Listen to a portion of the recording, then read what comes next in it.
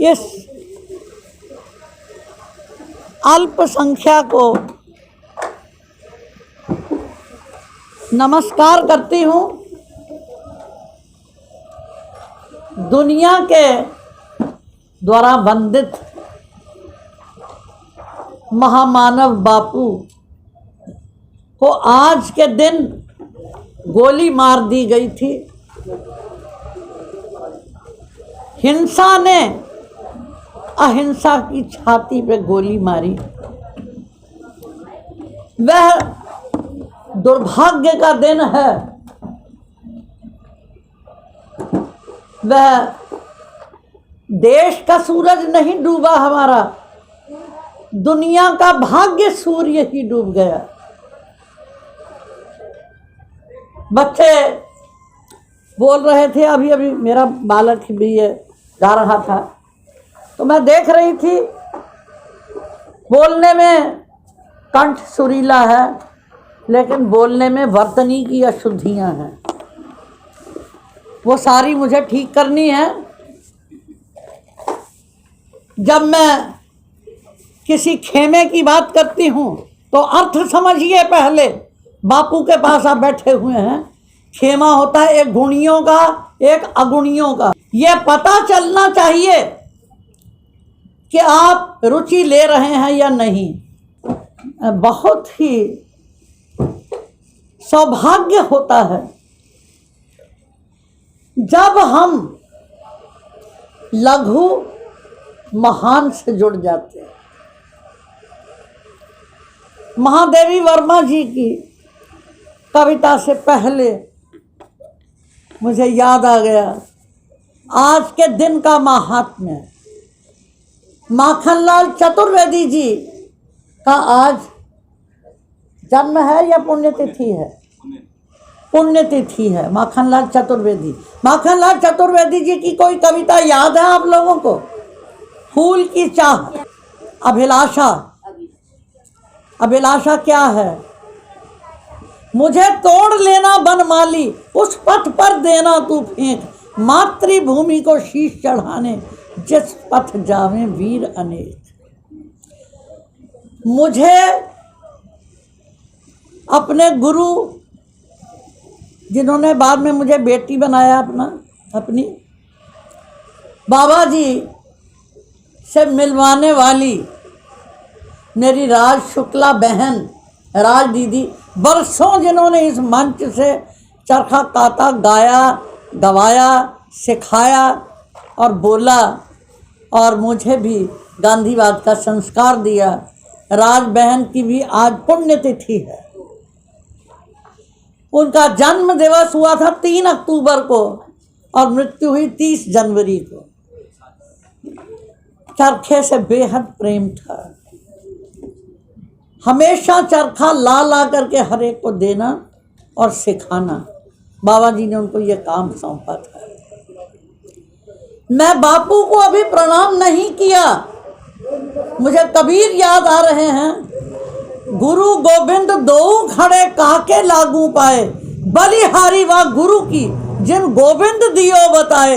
इसलिए मैं सबसे पहले पूज्य बाबा जी को अंतरतम से नमन करती हूँ और फिर उनके गुरु बापू को नमन करती हूँ।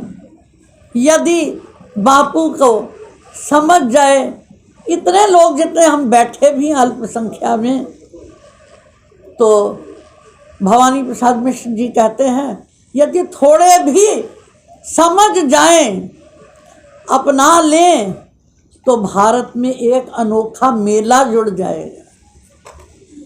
आज उसी की ही आवश्यकता है। जयशंकर प्रसाद, जिन्होंने कामायनी पुस्तक लिखी है, नाम सुना है कामायनी का? सुना? तो कामायनी रामचरितमानस के बाद अगर पूरे हिंदुस्तान में सबसे ज़्यादा प्रसिद्ध हुई है कोई किताब तो वो कामायनी है। आज उन्हीं जयशंकर प्रसाद जी की जयंती है, तो जयंती पर आप ताली बजाएं तो बहुत अच्छा होगा। उन्होंने सबसे बड़ा काम किया है नारी सशक्तिकरण का। कामायनी में जब देवासुर संग्राम हुआ, युद्ध हुआ आपस में, बाढ़ आ गई, प्रलय आ गई, तो प्रलय आने के बाद हिमगिरी के उत्तुंग शिखर पर बैठ शिला की शीतल छां एक पुरुष भीगे नयनों से देख रहा था प्रलय प्रवाह। यहाँ से कामायनी को शुरू किया। देव एक मनु बचे थे, सारी सृष्टि तबाह हो गई, जल प्रलय आ गई थी, वहाँ से शुरू किया। ये हमारे वेदों में भी इसका वर्णन है, इस प्रलय का। और वे चिंतित हैं, तभी यज्ञ करने के लिए आती थी श्रद्धा। उनको लगा कि शायद यहाँ तो सृष्टि तबाह है, तो कोई यहाँ पर शायद जिंदा है, क्योंकि हविष्यान्न पड़ा होता है, कोई हवन करता है, ये कौन है?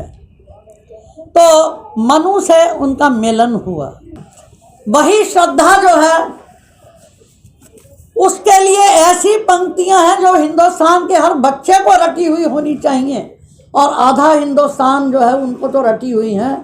नारी तुम केवल श्रद्धा हो, विश्वास रजत नग पग तल में, पीयूष स्रोत सी बहा करो, जीवन के सुंदर समतल में। नारी जो है वो हिंदुस्तान की नारी इतनी महान है, वही पुरुष को आगे ले जाती रही। इससे प्रभावित होकर के बहुत बड़े बड़े गांधीवादियों की बात कर रही हूँ, उन्होंने मंच से ये कहा, जहाँ 4-5 हज़ार लोग थे, वहाँ पर एक भाई ने ये कहा कि बा ने बापू को राष्ट्रपिता बनाया। मैं, क्योंकि कम समय है, उन भ्रांतियों का निरसन कर रही हूँ। बा ने बापू को राष्ट्रपिता नहीं बनाया, बापू ने बा को राष्ट्र माता बनाया। अब तो खुश होकर ताली बजा दीजिए कि नारी जो है, हम नारियां ही यहाँ ज़्यादा हैं, बहुसंख्यक तो हम नारियां ही हैं। तो बा ने बापू को राष्ट्रपिता नहीं बनाया, बापू ने बा को राष्ट्र माता बनाया। पढ़िए ध्यान से, पहले आत्मकथा से शुरू कीजिए। बा कितनी बार शिथिल हो जाती थी, बा चाय के बिना नहीं रह सकती थी। बापू एक एक चीज को छोड़ते गए, हर क्षण आगे बढ़ते चले गए। मनु जो है वो जो आज का विकास है, जिसके कारण कोरोना महामारी आई है, मनु चल पड़े सारस्वत प्रदेश, कहाँ कहाँ क्या कुछ है, वहाँ वे पहुँचे। उस स्थान की नारी रानी थी इड़ा। इड़ा माने बुद्धि, 2 अर्थ मिलते बनते हैं उनके हर सर्ग के। तो इड़ा जो है, उसके संदर्भ में बड़ी खूबसूरत पंक्तियाँ बोल रही हूँ मैं। यह अभिनव मानव प्रजा सृष्टि, द्वैता में लगी निरंतर ही, वर्णों की करती रहे वृष्टि, अनजान समस्याएं गढ़ती। आपको पहले पता था कोरोना का? किसी को मालूम था? कोरोना शब्द सुना था? तो ये अभिनव मानव प्रजा सृष्टि जो हमने विकास किया है विज्ञान का, और करते चले जा रहे हैं। अनजान समस्याएं गढ़ती, रचती हो अपनी ही विनष्टि। कोलाहल कला अनंत चले, एकता नष्ट हो बड़े भेद। अभिलषित वस्तु तो दूर रहे, हाँ मिले अनिच्छित दुखद खेद। हृदयों का हो आवरण सदा, अपने वक्षस्थल की जड़ता। पहचान सकेंगे नहीं परस्पर, चले विश्व गिरता पड़ता। हमारे अपने भी एक अमीर है रिश्तेदार और एक गरीब है। अमीर गरीब को अपने समान नहीं समझता। पहचान सकेंगे नहीं परस्पर, चले विश्व गिरता पड़ता। सब कुछ भी हो यदि पास भरा, पर दूर रहेगी सदा तुष्टि। दुख देगी यह संकुचित दृष्टि, दुख देगी यह संकुचित दृष्टि, यह अभिनव मानव प्रजा सृष्टि। यह बुद्धि है, और बुद्धि का बौद्धिक विकास जो है, जिसके कारण आज विज्ञान की प्रगति हो रही है, जिससे अनेकों अज्ञात बीमारियां जो हैं वो बढ़ गई हैं। तो अब जो है अंत में मैं कहने जा रही हूँ, वही श्रद्धा। मनु भाग गए अशांत, इड़ा के वहाँ से निकाले गए, इड़ा को साथ लिया, उनका बेटा है उसका नाम है मानव, मानव को साथ लिया, और श्रद्धा चल पड़ी आनंद सर्ग की ओर। सारे लोक उसमें दिखाए हैं, समय नहीं है इसलिए मैं वो नहीं बोल रही हूँ लोकों की बात। तो अंत में जो है कामायनी, जहाँ पर मैंने प्रारंभिक शब्द कहे थे अब अंतिम शब्द कह रही हूँ। समरस्थे जड़ या चेतन सुंदर साकार बना था, चेतनता एक विलसती आनंद अखंड घना था। तो समरस्थ है जड़ या चेतन। देखिए ताली देख करके भी नहीं बजा पा रहे, मेरे लिए नहीं, प्रसाद जी के लिए, उनकी जयंती है आज। शाबाश, बहुत अच्छे। तो समरस्थ है जड़ या चेतन, जड़ चेतन सब तरफ समरसता छाई हुई है, सुंदर साकार बना था। यह चरखे के द्वारा समरसता आती है। चल रही तकली प्रिय खेलन को गए अहेर, श्रद्धा ये गा रही है इसी कामायनी में। और प्रसाद उनमें से थे, देश में आज़ादी की लड़ाई के लिए जो जेलों में गए हुए होते थे, पीछे से उनके परिवारों को राशन पहुंचाते थे। जेल नहीं गए, उनके परिवारों को राशन पहुंचाना कि वो जिंदा रहें। ऐसे महान कवि जयशंकर प्रसाद जी की आज जयंती है, तो हम बहुत भाव विभोर हैं उनके लिए। तो वो श्रद्धा ने मानव को, इड़ा को, मनु को साथ लिया और ले करके वो आनंद सर्ग की ओर चली। और साथ में कौन चल रहा है? शंकर भगवान का वाहन कौन है? नंदी बैल, नंदी साथ है, ये कल्याण है। तो स्वस्ति प्रजाभ्य परिपालयन्ताम्, ये धरती जो है आनंदमय हो। सर्वे भवन्तु सुखिनः, सर्वे सन्तु निरामयाः, सर्वे भद्राणि पश्यन्तु मा कश्चित् दुःख भाग भवेत्। ये भारतीय संस्कृति का सूत्र है। इस संस्कृति को, इस महान संस्कृति को साकार करने में भगवान राम से, त्रेता से लेकर के द्वापर में श्री कृष्ण और कलयुग में गांधी जी ने अपना जीवन लगा दिया। और कवि ने फिर गाया, बापू तू कली का कृष्ण, विकल आया आंखों में नीर लिए, थी लाज द्रौपदी की जाती, केशव सा दौड़ा चीर लिए। चरखे के द्वारा काटिए और वस्त्र पहनिए। साकेत की सीता वनवासिनी भिल्ल बालाओं से कहती हैं, तुम अर्धनग्न क्यों रहो अशेष समय में, आओ हम काटे बुने गान की लय में। प्रसाद जी की जयंती है और महादेवी वर्मा जी का मैंने नाम लिया था, उनकी कविता बोल करके ही मैं समापन कर रही हूँ। बहुत ही खूबसूरत कविता है, इसको ध्यान से इसका अर्थ समझना। निज रस भाग उसे दे पाला, निज रस भाग, उसका भाग हिस्सा, निज रस भाग उसे दे पाला, सजग जिसे दिन रात संभाला। क्षार हुआ वह फूल, शूल तब पथ में बिछ जाता है, तथा हर पग से दोहराता है। मैं पथ के संगी शूलों के सौरभ के पंख लगा जाती। महादेवी वर्मा कहती, यदि मैं विधाता होती तो पौधे ने क्या काम किया है? निज रस भाग उसे दे पाला, अपना जो रस था उसका हिस्सा जो है दिया कांटे को, उसको पाला। सजग जिसे दिन रात संभाला, जो जागरूक होता है, सेवक होता है, दिन रात जागता है। लक्ष्मण जी राम जी के लिए सारी सारी रात जागते थे। सजग जिसे दिन रात संभाला, किसको संभाला? फूल को कांटे ने। निज रस भाग जिसे दे पाला, सजग जिसे दिन रात संभाला। क्षार हुआ वह फूल, फूल को मिला करके 2-4 दिन में ही नीचे गिर जाता है। क्षार हुआ वह फूल शूल तब पथ में बिछ जाता है। कांटा जो है वो नीचे गिर जाता है, वो भी फूल के साथ ही। क्षार हुआ वह फूल शूल तब पथ में बिछ जाता है। और पथ के वो जो है फिर क्या करता है, पाँव में चुभता है। कथा हर पग से दोहराता है और वो कथा दोहराता है कि देखो मैंने जो तुम्हारे पाँव में चुभन दी है, मैंने पहले क्या त्याग किया है।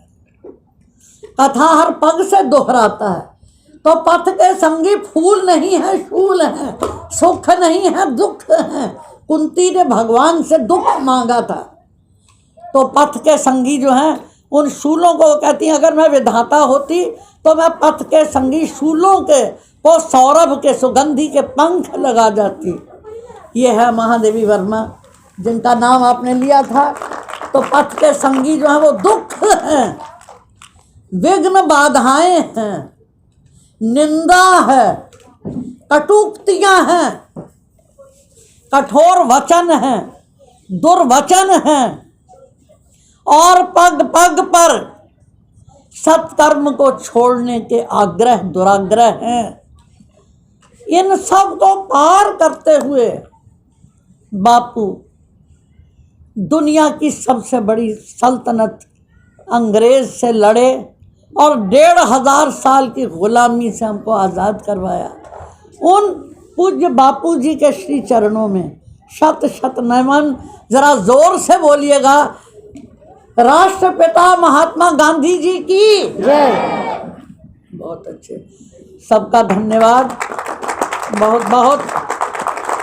इस प्रकार से यह जो चरखा आप सभी जिन्होंने चरखा चलाया, जिस श्रद्धा से चलाया, भगवान करे ये खास दिन दैनंदिन की दिनचर्या बन जाए, दिनचर्या का हिस्सा बन जाए। और चरखा जो है उसको हम उसी तरह से अपनाएं जो बापू ने कहा था कि सफल मृत्यु उसकी है चरखा चलाते हुए जिसके प्राण जाएं, या राम का नाम मुख में हो तो प्राण जाएं। तो ये कामना हमारी रहे। अंत में अचानक गोली लगी, हे राम मुँह से निकला। तो वे राम जो हैं वो हमारे इष्ट देव हैं, इष्ट देव बने रहें। राम धुन सब जहाँ खड़े हों बैठे हों कहीं से भी वहीं से भी साथ गाइए। रघुपति राघव राजा राम पतित पावन सीताराम। रघुपति राघव राजा राम पतित पावन सीताराम। सीताराम सीताराम भज प्यारे तू सीताराम। सीताराम सीताराम भज प्यारे तू सीताराम। रघुपति राघव राजा राम पतित पावन सीताराम। ईश्वर अल्लाह तेरो नाम सबको सन्मति दे भगवान। ईश्वर अल्लाह तेरो नाम सबको सन्मति दे भगवान। रघुपति राघव राजा राम पतित पावन सीताराम। रघुपति राघव राजा राम पतित पावन सीताराम। रघुपति राघव राजा राम पतित पतित पावन सीताराम रघुपति राघव राजा राम पतित पावन सीताराम रघुपति राघव राजा राम पतित पावन सीताराम रघुपति राघव राजा राम पतित पावन सीताराम रघुपति राघव राजा राम पतित पावन सीताराम रघुपति राघव राजा राम पतित पावन सीताराम रघुपति राघव राजा राम पतित पावन सीताराम। राम धुन देश को क्या पूरे विश्व को देने वाले पूज्य बापू के श्री चरणों में हम सबका नमन स्वीकार।